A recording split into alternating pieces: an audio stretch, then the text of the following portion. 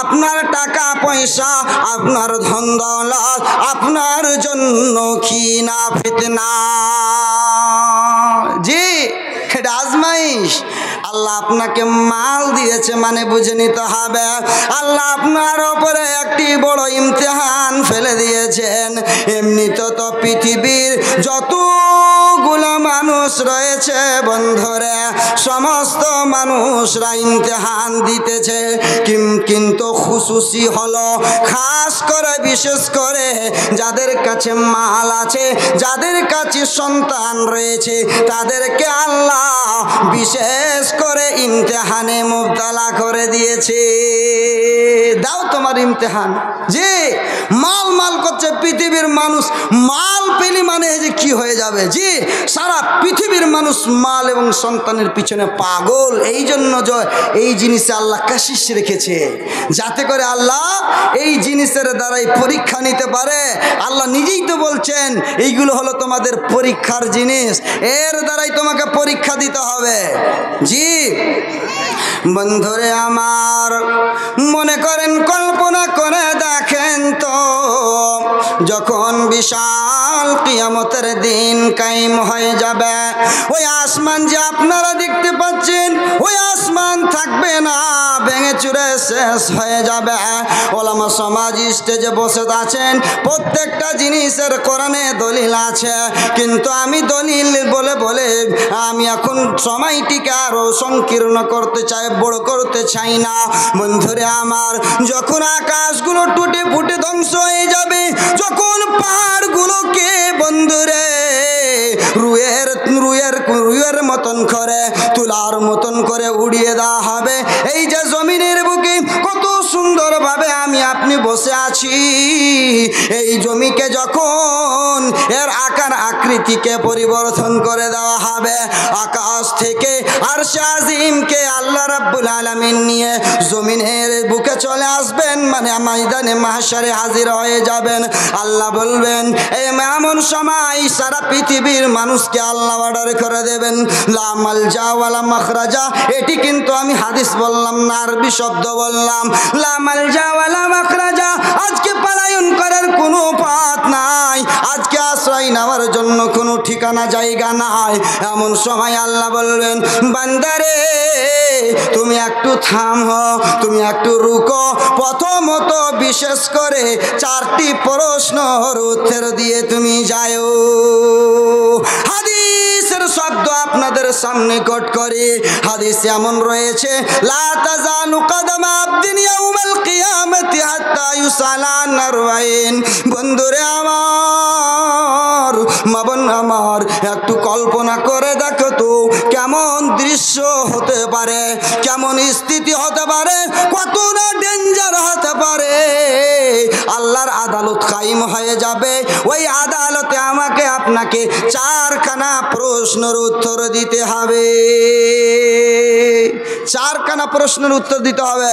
আর যতক্ষণ পর্যন্ত এই 4খানা প্রশ্নের উত্তর আমি আপনি না দেব, কারোর মাজাল নাই যে হিলে যাবে, চোখের পলক মেরে দেবে, কিংবা হাতকে এমন করে হিলাবে, লড়াবে। 1 নম্বরে কি শুনেন বন্ধুরা, 1 নম্বরে হচ্ছে আন উমরিহি ফিমা আফনা। আল্লাহ জিজ্ঞাসা করবে, পৃথিবীর মানুষ রে, আমার গোলাম, আমি তোমাকে 20 বছর সময় দিয়েছিলাম, আমি তোমাকে 30 বছর বয়স দিয়েছিলাম, আমি তোমাকে 50-60টি করতে করতে 100 এবং এর আগে চলে যান, 100-200 করে হযরতে নূহ আলাইহিস সালাতু ওয়াস সালামের 950 বছর পাওয়া যাচ্ছে। যত যাকে বয়স দেওয়া হয়েছে বন্ধু, ওই সমস্ত বয়সের ক্ষেত্রে প্রত্যেকটা মানুষকে জিজ্ঞাসা করা হবে, বান্দা তুমি বলো, তুমি কোন জায়গাতে কি কাজে খরচ করেছো? হায় হায় রে, দিতে পারবেন জবাব? দিতে পারবেন? কোনো পথ নাই, কোনো রাস্তা নাই, আছে? নাই। 2 নম্বর প্রশ্ন শুনেন। 2 নম্বর প্রশ্ন হবে, ওয়ান জাসাদিহি ফিমা আবলা। তোমার জিসিমের ক্ষেত্রে জিজ্ঞাসা করা হবে, বলবেন বান্দা আমি তোমাকে ধরার জন্য দুখান হাত দিয়েছিলাম। আহারে মানুষের কাছে যার কাছে হাত নাই তাকে গিয়ে জিজ্ঞাসা করো ভাই তুমি কেমন মনে করো, বলবে বন্ধু হে আমার যতগুলো সম্পত্তি আছে বাপ দাদার যতগুলো সেই সম্পত্তি রয়েছে সমস্তগুলো নিয়ে নাও কিন্তু আমাকে হাত ফেরত দিয়ে দাও। আল্লাহ বলবেন বান্দারে আমি তোমাকে দুইখানা চোখ দিয়েছিলাম, সুন্দর সুন্দর চোখ দিয়ে তুমি পৃথিবীর বুকে দেখতেছিলে, এক একটা নিয়ামতগুলোকে তুমি উপভোগ করতেছিলে। আল্লাহ বলবেন আমি তোমাকে চলার জন্য দোকান পা দিয়েছিলাম, আমি তোমাকে এক এক করতে করতে আমি পৃথিবীর আমি নিয়ামতের মধ্যে কোনো একখান নিয়ামতে কমিয়ে রাখেনি। বান্দা তুমি আজকে সব কাজের পূর্বে আমাকে তুমি এই নিয়ামতগুলো কেমন করে ব্যবহার করেছে বলো। এই প্রশ্নটি হবে যে কেমন করে ব্যবহার করেছে বলো, আমি আপনি উত্তর দিতে পারবো? জি। এই জন্য সোচে রাখবেন এই যে চোখ রয়েছে চোখগুলো কোথায় ব্যবহার হচ্ছে। অধিকাংশ মানুষ মোবাইল দেখে, কিন্তু মোবাইল দেখাটা গলত নয় যদি তাতে সঠিক জিনিস দেখেন, বক্তব্য দেখেন, কোরআনের তেলাওয়াত শুনেন, ভালো জিনিস দেখেন, অবশ্যই গলত নয়। কিন্তু এর যদি আপনি গলত ব্যবহার করেন অবশ্যই এর পকড় আছে, এর পকড় অনেক খতরনাক হবে। এই জন্য এক একটা নিয়ামতকে আল্লাহ জিজ্ঞাসা করবেন। আমি সেই দিকে যাচ্ছি না, 3 নম্বর প্রশ্নের দিকে আসেন, কারণ যদি আমি ওদিকে চলে যাই তাহলে লম্বা বিষয় হবে, আর সময় যেহেতু নির্ধারিত আছে, বিষয় নির্ধারিত হলে সময় তো নির্ধারিত হবে ইনশাআল্লাহ। বলছিলাম যে 3 নম্বর প্রশ্ন কে বলতে পারবেন? 3 নম্বর প্রশ্ন কেউ বলতে পারবেন? 3 নম্বর প্রশ্ন এত খুতবা শুনেছেন তা বলতে পারবেন না? আরে 3 নম্বর প্রশ্ন কি হবে কিয়ামতের দিন? বন্ধুরে আমার আমি বলি, কারণ যেহেতু আমাকে আপনারা নিয়ে এসেছেন বলার জন্য, বন্ধুরে আমার মনে রাখবেন 3 নম্বর প্রশ্ন তারতিবে উল্টা পুল্টা হতে পারে।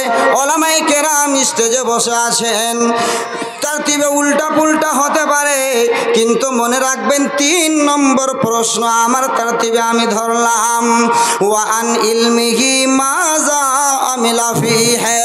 একজন মানুষকে জিজ্ঞাসা করা হবে, আল্লাহ বলবেন বান্দারে আমি তোমাকে জ্ঞান দিয়েছিলাম, দিনের শিক্ষা দিয়েছিলাম, ওই যে জ্ঞানের কথা আমরা এতক্ষণ অবধি শুনলাম, ওই জ্ঞানের ক্ষেত্রে আমাদেরকে জিজ্ঞাসা করা হবে মাজা আমিলা ফিহি, তুমি এই জ্ঞানের মোতাবিক কি আমল করেছ, কতক্ষণ তুমি আমল করেছ? তুমি তো কোরআনের তেলাওয়াত জানতেছিলে, তুমি তো কোরআনের ব্যাখ্যা জানতেছিলে, তুমি তো তার তাফসীর জানতেছিলে, বলো বলো তুমি তার উপরে আমল কতক্ষণ করেছ? আমল মানে আপনারা মনে মনে ভাববেন মৌলানা বললেন আমল মানে নামাজ পড়া, আমল মানে নামাজ পড়া বাস্তবেই, কিন্তু শুধু নামাজ পড়া নয়, অন্য মানুষকে মসজিদে ধরে নিয়ে এসে নামাজ পড়ার কথা বলা, কিংবা তাকে বাইরে ইসলাহ করা, তারপরে মসজিদে নিয়ে এসে ভরা। আমল মানে হচ্ছে বিশ্বনবী বলতেছেন বাল্লিগু আন্নি ওয়ালাউ আয়া, পৃথিবীর মানুষ রে, আমার উম্মত রে, তোমার কাছে যদি একখানা কোরআনের আয়াত কিংবা হাদিসের টুকরা থাকে তাহলে সেই জিনিসটি তোমাকে পৌঁছাতে হবে, এটি তোমার দায়িত্ব, এটি তোমার জিম্মেদারি, এই জিনিসকে তোমাকে পূর্ণ করতে হবে। যদি তুমি এই জিম্মেদারিকে পূর্ণ না করো তাহলে এর অর্থ এটা হবে মাজা আমিলা ফিহি, আমাকে আপনাকে যখন আল্লাহ বলবে তোমার কাছে জ্ঞান ছিল কিন্তু তুমি আমল কেন করনি, তোমার কাছে আয়াত ছিল অন্য মানুষকে কেন পৌঁছায়া দাওনি, তোমার কাছে হাদিসের একটা টুকরা ছিল ওই হাদিসের টুকরাটি তোমার চাচাতো ভাইকে কেন শিখিয়ে দাওনি, এই মতন করে করে প্রশ্ন হবে। আমল এত একটি বিশাল জিনিস যে আমলের ক্ষেত্রে একজন শায়র বলছেন যে আমল সে জিंदगी बनती है जन्नत भी दोज़ख भी, ये খাকি আপনি ফিতরত মে না নুরি হে না নারী। এই জিসিমের কোনো দাম নাই। জিসিমের কোনো দাম আছে জি? জিসিমের বাস্তবে কোনো দাম নাই। মরে যাবেন, সরে যাবেন, এই জিসিমের কোনো দাম থাকবে না। এই জিসিমকে আপনার কুড়া মাকুড়াতে খেয়ে নেবে, এই জিসিম আপনার পড়ে থেকে যাবে, এই জিসিমের কোনো মূল নাই। আর যদি দেখা যায় তাহলে অনেক মূল আছে, কারণ কিয়ামতের দিন আল্লাহ এক একখানা আপনার জিসিমের অঙ্গ প্রত্যঙ্গকে জিজ্ঞাসা করবে। মানে হচ্ছে এটা যে আপনার এই জিসিমের দাম রয়েছে। এই জিসিম যদি না হতো তাহলে আপনার আকার আকৃতি হতো না। এই আকার আকৃতি না হলে আপনি আমল বা কেমন করে করতেন? চতুর্থ নম্বর প্রশ্ন শুনেন বন্ধুগণ, চতুর্থ নম্বর প্রশ্ন মা বোন রে অনেক জটিল, অনেক মুশকিল এবং অনেক কঠোর রয়েছে। সেটি কি? ওয়ান মালিহি মিন আইনা ইকতাসাবাহু ওয়া ফিমা আনফাকাহু। মালের ক্ষেত্রে জিজ্ঞাসা করা হবে যে তুমি মাল কোথায় থেকে কামিয়েছো এবং কোন জায়গাতে ব্যয় করেছো। এই প্রশ্নটি আপনাকে জিজ্ঞাসা করা হবে যে মাল কোথায় থেকে তুমি কামিয়েছো এবং কোন জায়গায় খরচ করেছো। এই কথার অর্থ হচ্ছে এটি। এই হাদিস আপনারা কেন কেচে মেচে করছেন? এটা খারাপ হয়েছে? ও ক্যামেরাম্যান প্লিজ একে ভালো করে দেন। ভালো করছে, করতে পারে না, তার খারাপ হয়ে গেছে। যদি এই ক্যামেরা আজকে ঠিক না থাকে তো কালকে ঠিক থাকবে নাকি? কালকে ঠিক হয়ে কি হবে?